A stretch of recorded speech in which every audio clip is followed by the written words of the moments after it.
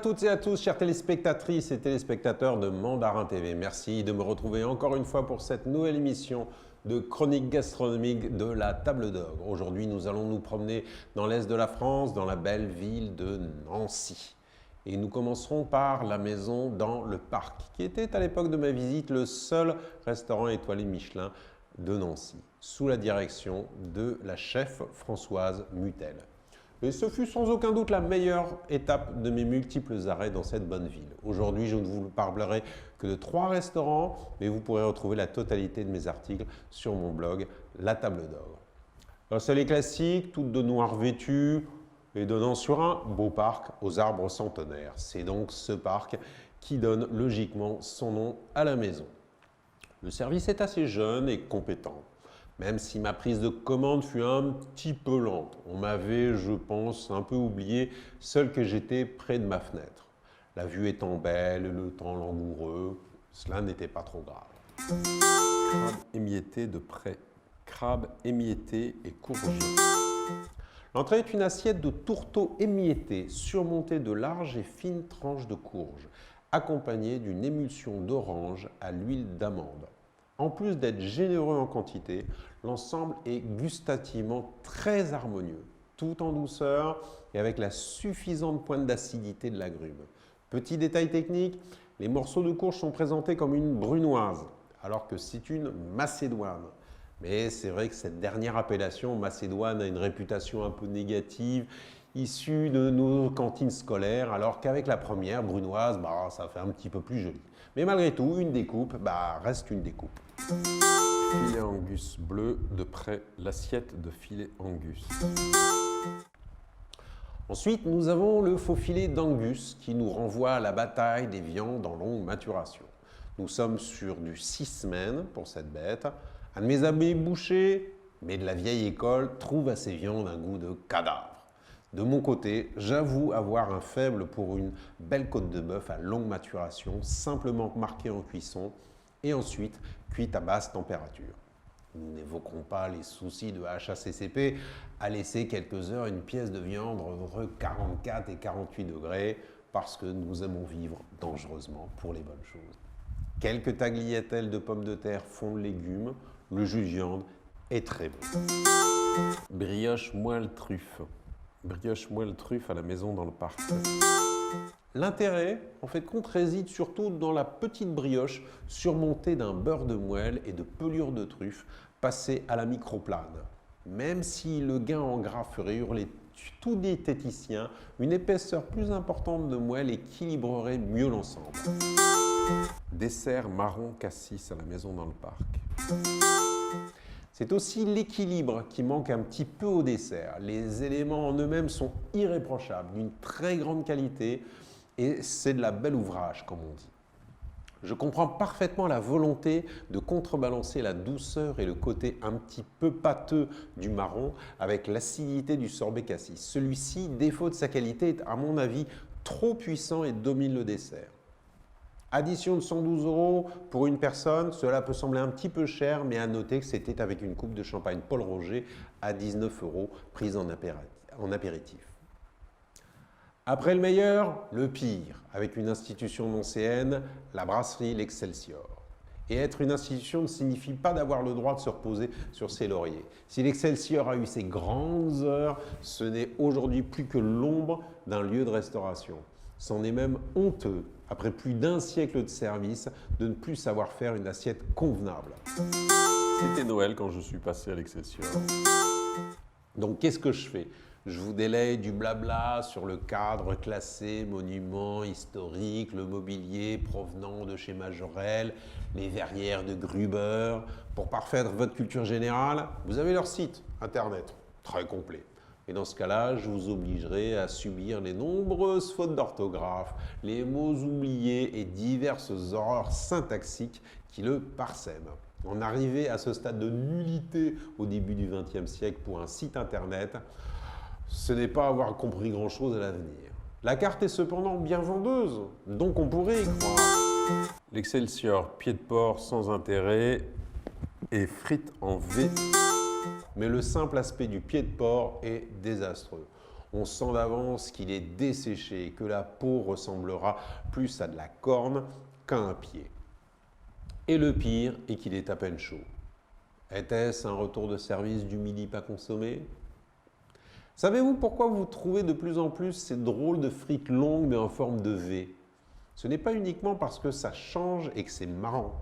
Plongez-vous dans vos cours de géométrie. Oui, je sais, c'est loin. Et vous constaterez que ce V permet d'occuper un volume d'espace identique pour une masse de pommes de terre inférieure. Ainsi, votre assiette semble toujours bien volumineuse, mais on vous a vendu moins de matières premières. Saint-Jacques avec spaghettis mélangés et 4 Saint-Jacques. Les prétentieuses noix de Saint-Jacques, plancha linguiné à l'encre de sèche. Crème de truffe noire sauveront-elles la débâcle? Eh bien non, car on continue dans les petits profits. Les classiques linguinés à l'encre de sèche sont mélangés à de simples spaghettis. Hormis que tout Italien se retourne dans sa tombe quand on ose mélanger différentes pâtes, cela permet là encore de faire quelques petites économies sur les pâtes à l'encre de sèche qui sont plus chères. Les truffes noires, pourquoi un pluriel pour quelques miettes de conserve, sont plus qu'évanescentes. Et tout ceci serait encore pardonnable si les précieuses Saint-Jacques valaient le déplacement. Mais les 4 noix qui longent le diapason de linguiné ne sont sûrement pas des herkis, encore moins des quiberons, ou alors un fond de caisse. En plus, en cuisine, vous constaterez que la plupart des assiettes sont servies en nombre de pièces impaires. Mais à 29,50 €, 5 pièces revenaient trop cher et 3 pièces faisaient vraiment trop mesquin. Donc, entre refaire la carte et faire disparaître une noix, le choix fut rapide. On fit disparaître une noix. Je vais finir sur une bonne note. Bah non, enfin non. Tout Nancy, très bon dessert, mais pas maison. Parce que comme indiqué sur la carte, les desserts glacés, le cas du tout Nancy que j'ai pris, sont réalisés par un artisan local. Pas de bol, c'était la seule chose de bonne, mais pas maison donc. La seule faute était les 3 mirabelles rajoutées pour agrémenter la décoration et qui étaient, comme tout ce qui semble sortir de cette cuisine, pitoyable. L'Excelsior survit probablement grâce à quelques avantages considérables. Un emplacement en or devant la gare, le statut d'institution centenaire, une masse de clients qui passent et n'osent pas se plaindre.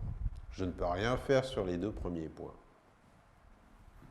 Et quand je vois que l'un des serveurs nettoie les toilettes juste avant le service, j'aimerais à tout le moins qu'il le fasse avec une tenue spéciale autre que celle de serveur.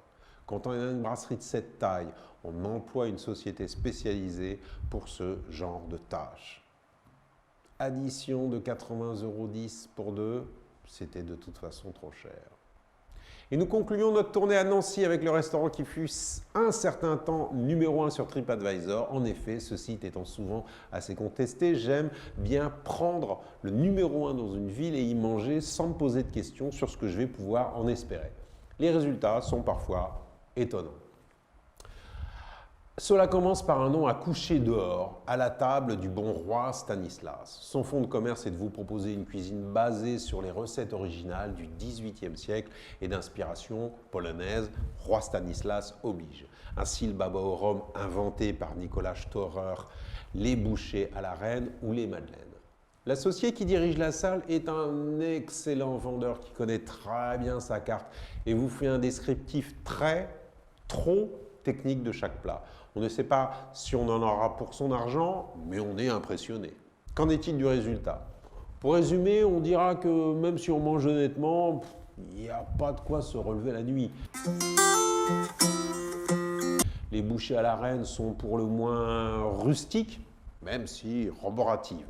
La viande est un petit peu sèche, la sauce un peu acide, mais il est vrai que notre maître des cérémonies nous avait prévenu que c'était la vraie sauce au vin blanc, non pas la vulgaire béchamel. Mais vin pas assez réduit, donc sauce acide. Le plat principal est assez calamiteux. Du fabuleux boudin blanc en papillote au foie gras et fines tranches de lard sur lit de compote d'oignons vendu, on ne retrouve qu'un banal boudin blanc, une pièce de foie gras poêlée entourée d'une grosse tranche de lard mal grillée. Le tout emballé dans une demi-feuille de papier sulfurisé et reposant sur de l'oignon bien brun alors qu'on l'aurait peut-être aimé un petit peu moins cuit. Les 2 bâtonnets de carottes et la branche de persil en accompagnement, essayant de donner une touche élégante. On fait ce qu'on peut avec ce qu'on a. Mais c'est la vraie recette. Les légumes d'accompagnement manquent totalement de sel. Triste. Pour le dessert, nous est encore proposé la vraie pâte du baba au rhum, plus proche de celle du kouglof que de l'hérétique savarin d'aujourd'hui. Allons-y, nous sommes toujours sur des pâtes levées, mais basses briochées. C'est sympa. La glace au safran est un petit peu forte, mais belle erreur de présentation avec un assemblage de la chantilly sur la même assiette que le baba imbibé. Les boules baignent dans une piscine de rhum qui, liquide plus alcool, les fait se déliter rapidement. C'est tellement basique qu'on se demande comment ça peut encore arriver en restauration. Nous avons donc une addition de 73 €, dont la moitié pour une très belle bouteille de vin hongrois Château Villani, la meilleure recommandation de notre serveur. Ce sera tout pour aujourd'hui, chères téléspectatrices et téléspectateurs de Mandarin TV. J'espère que cette émission de la Table d'Ogre vous aura donné de bonnes et alléchantes idées pour votre prochain séjour dans la bonne ville de Nancy. N'hésitez pas à me suivre sur Instagram, Facebook ou LinkedIn, ainsi que tous les réseaux sociaux habituels. Comme toujours, donc vous pouvez me suggérer des restaurants via WeChat. À la semaine prochaine et bonjour chez vous.